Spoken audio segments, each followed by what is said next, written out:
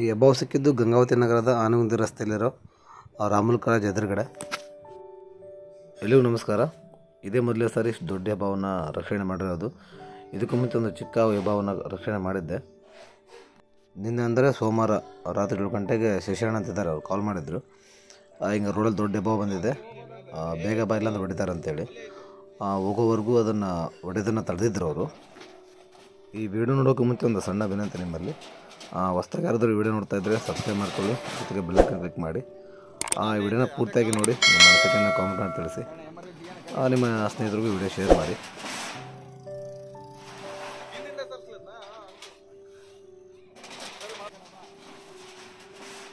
ನಂದು ಚೆನ್ನಾರ್ಥ ಅಂತೇಳಿ Instagram page ಇದೆ, ಅದನ್ನು ಫಾಲೋ ಮಾಡಿ.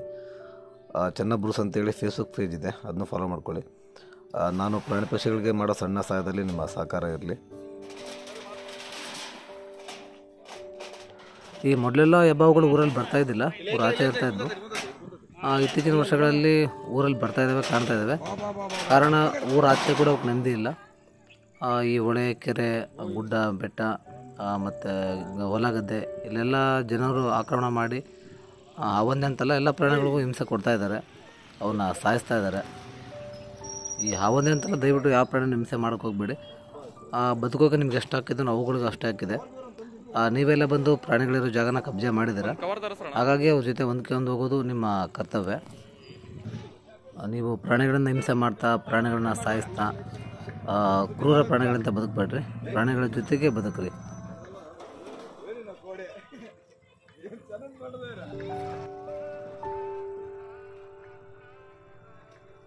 ಈ ಹೆಬ್ಬಾವಿನ ಬಗ್ಗೆ ಸಣ್ಣ ಮಾಹಿತಿ.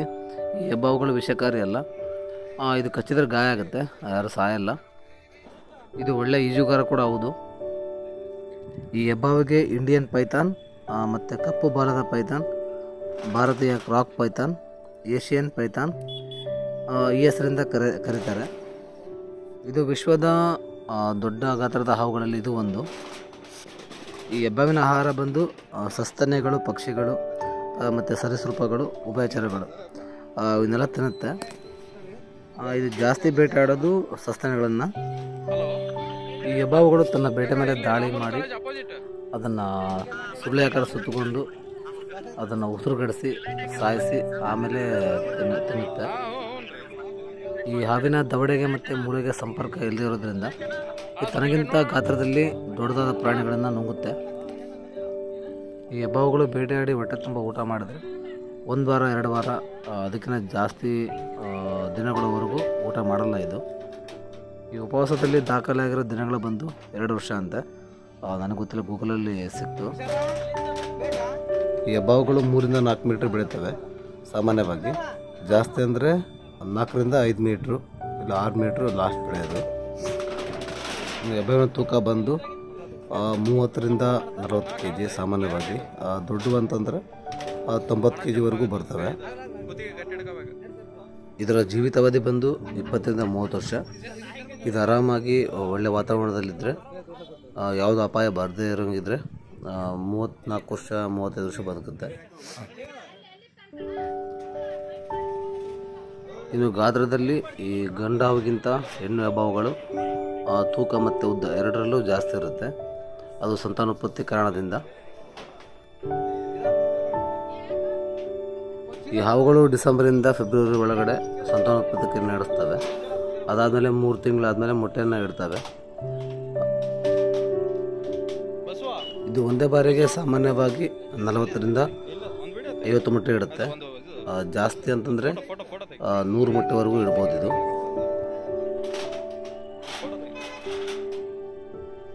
ಸಾಮಾನ್ಯವಾಗಿ ಈ ಹೆಬ್ಬಾವುಗಳು ಗೂಡು ಕಟ್ಟಂಗಿಲ್ಲ. ಇದು ಸುರಕ್ಷಿತವಾದ ಸ್ಥಳ ನೋಡಿ ಮೊಟ್ಟೆ ಇಟ್ಟು ತನ್ನ ದೇಹನ ಸುರುಳಿ ಆಕಾರ ಸುತ್ತಕೊಂಡು ಅದರಿಂದ ಇದು ರಕ್ಷಣೆ ಕೊಡುತ್ತೆ. ಈ ಹಾವುಗಳ ಮೊಟ್ಟೆ ಇಟ್ಟ ಮೇಲೆ 2-3 ತಿಂಗಳಾಗುತ್ತೆ ಅವು ಮರಿ ಆಗಬೇಕಂದ್ರೆ. ಆ ಕಾಲಾವಧಿವರೆಗೂ ಇದು ಯಾವುದೇ ಥರದ ಬೇಟೆ ಆಡೋಕ್ಕೆ ಹೋಗಲ್ಲ, ತನ್ನ ಮೊಟ್ಟೆ ಹತ್ರನೇ ಇರುತ್ತೆ. ಈ ಪಕ್ಷಿಗಳು ತಮ್ಮ ಮೊಟ್ಟೆಗಳಿಗೆ ಕಾವು ಕೊಡ್ತಾವಲ್ಲ, ಅದೇ ರೀತಿ ಈ ಹಾವುಗಳು ಕೂಡ ಆ ಮೊಟ್ಟೆಗಳಿಗೆ ಕಾವನ್ನು ಕೊಡುತ್ತೆ.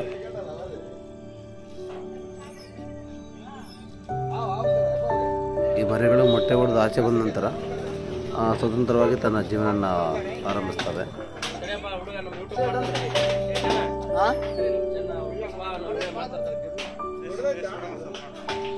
ದೊಡ್ಡದೈತಿ.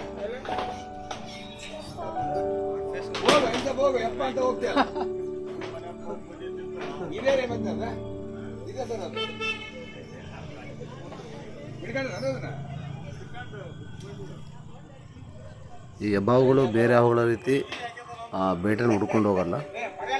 ಬೇಟೆ ಬರೋವರೆಗೂ ಕಾಲು ಕುಳಿತು ಹುಂಚಾಕಿ ಅದನ್ನು ಬೇಟೆ ಆಡುತ್ತೆ.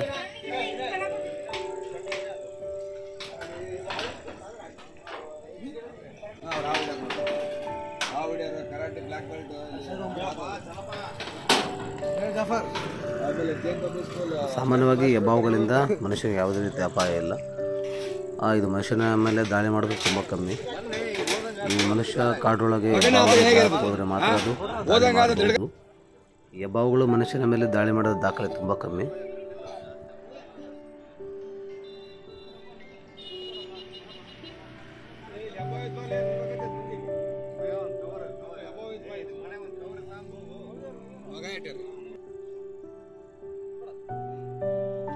ಈ ಪರಿಸರ ನಾಶದಿಂದ, ಮನುಷ್ಯನ ದಾಳಿಯಿಂದ ಹೆಬ್ಬಾವುಗಳ ಸಂಖ್ಯೆ ಕಾಲಕ್ರಮೇಣ ಕಡಿಮೆ ಆಗ್ತಾ ಬರ್ತಾ ಇದೆ. ಇದಿಷ್ಟು ಹೆಬ್ಬಾವಿನ ಬಗ್ಗೆ ಒಂದು ಸಣ್ಣ ಮಾಹಿತಿ.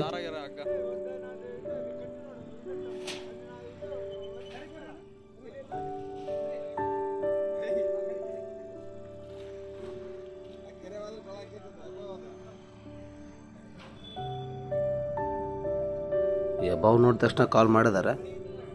ಇನ್ನೂ ಸ್ವಲ್ಪ ತಡವಾಗಿ ಹೋಗಿದ್ರೆ ಹೆಬ್ಬಾವನ್ನ ಹೊಡೆದು ಸಾಯಿಸ್ತಾಯಿದ್ರು. ಹೋಗೋರ್ಗೂ ಅದನ್ನು ತಡೆದು ನಿಲ್ಲಿಸಿದ್ರು ಹೊಡೆದನ್ನು. ಈ ಹಾವುಗಳು ಕಂಡ ತಕ್ಷಣ ಕೊಲ್ಲೋಗೋದು, ಸಾಯಿಸೋದು ಈ ಬುದ್ಧಿನ ಬಿಡ್ರಿ.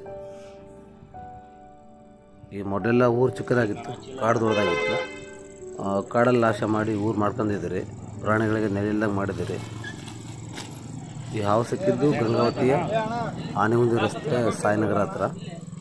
ಈ ಹಾವು ಸಿಕ್ಕಿದ ಜಾಗದಲ್ಲಿ ಕೆಲವು ವರ್ಷದ ಕೆಳಗಡೆ ಜನ ಸಾಯಂಕಾಲ ಹೋಗಿ ಹೆದರ್ತಾ ಇದ್ದರು ಪ್ರಾಣಿಗಳ ಭಯಕ್ಕೆ. ಇವಾಗ ಹೆಂಗಾಗಿದೆ ಅಂದರೆ ಇಲ್ಲಿ ಪ್ರಾಣಿಗಳ ಭಯ ಬರೋಕ್ಕೆ ಹೆದರ್ತವೆ. ಅಷ್ಟೊಂದು ಜನಸಂಖ್ಯೆ ಆಗಿದೆ, ಮನೆಗಳಾಗಿದ್ದಾವೆ. ಈ ಹಾವುಗಳಾಗಲಿ ಬೇರೆ ಯಾವುದೇ ಪ್ರಾಣಿಗಳಾಗಲಿ ನಿಮ್ಮ ಜಾಗಕ್ಕೆ ಅವು ಬಂದಿಲ್ಲ. ಅದರ ಜಾಗನ ನೀವು ಕಬ್ಜೆ ಮಾಡಿದ್ದೀರಿ. ಈ ಕೆರೆಗಳನ್ನು ಮುಚ್ಚಿದ್ದೀರಿ, ಆಮೇಲೆ ಹುತ್ತನ್ನು ಹೊಡೆದಾಕಿದ್ದೀರಿ. ಇನ್ನು ಬೆಟ್ಟ ಗುಡ್ಡಗಳಲ್ಲಿ ಮನೆಗಳನ್ನು ಮಾಡ್ಕೊಂಡಿದ್ದೀರಿ, ಹೊಲ ಗದ್ದೆ ಮಾಡ್ಕೊಂಡಿದ್ದೀರಿ. ನಾನು ನಿಮಗೆ ಪ್ರತಿ ವಿಡಿಯೋದಲ್ಲಿ ಹೇಳ್ತೀನಿ, ದಯವಿಟ್ಟು ಪ್ರಾಣಿ ಹಿಂಸೆ ಮಾಡೋಕ್ಕೋಗ್ಬೇಡ್ರಿ. ಪ್ರಾಣಿಗಳಿಗೂ ಮನುಷ್ಯರಂತೆ ಬದುಕು ಹಕ್ಕಿದೆ, ಅವಕ್ಕೂ ನೋವಾಗುತ್ತೆ ಅಂತೇಳಿ. ಈ ಮನುಷ್ಯನಿಗೆ ಒಂದು ನೀಚ ಬುದ್ಧಿ ಇದೆ. ಅದೇನೆಂದರೆ ಮನುಷ್ಯರಲ್ಲೂ ಜಾತಿ ಭೇದ ಮಾಡ್ತಾರೆ. ಅದೇ ರೀತಿ ಪ್ರಾಣಿಗಳಲ್ಲಿ ಜಾತಿ ಭೇದ ಮಾಡ್ತಾರೆ ಇವರು. ಕೆಲವು ಪ್ರಾಣಿಗಳನ್ನ ಪೀಡಿಸೋದು, ಕೆಲವು ಪ್ರಾಣಿಗಳನ್ನ ಸಾಯಿಸೋದು.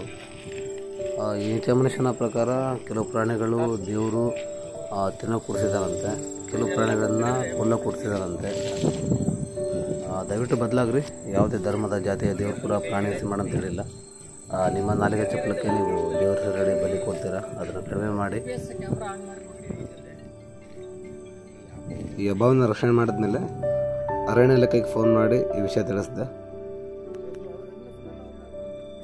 ಇನ್ನು ಹೆಬ್ಬಾವು ಸಿಕ್ಕಿರೋ ವಿಷಯ ಗೊತ್ತಾಗಿ ನಮ್ಮ ಹುಡುಗರು ಕಾಲ್ ಮಾಡಿದರು, ನೋಡ್ತೀವಿ ಅಂತೇಳಿ. ಅವರು ಬಂದರು. ಅರಣ್ಯ ಇಲಾಖೆಯವರ ಸಮ್ಮುಖದಲ್ಲೇ ಈ ಹಾವನ್ನ ಬಿಡುಗಡೆ ಮಾಡಿದ್ವಿ.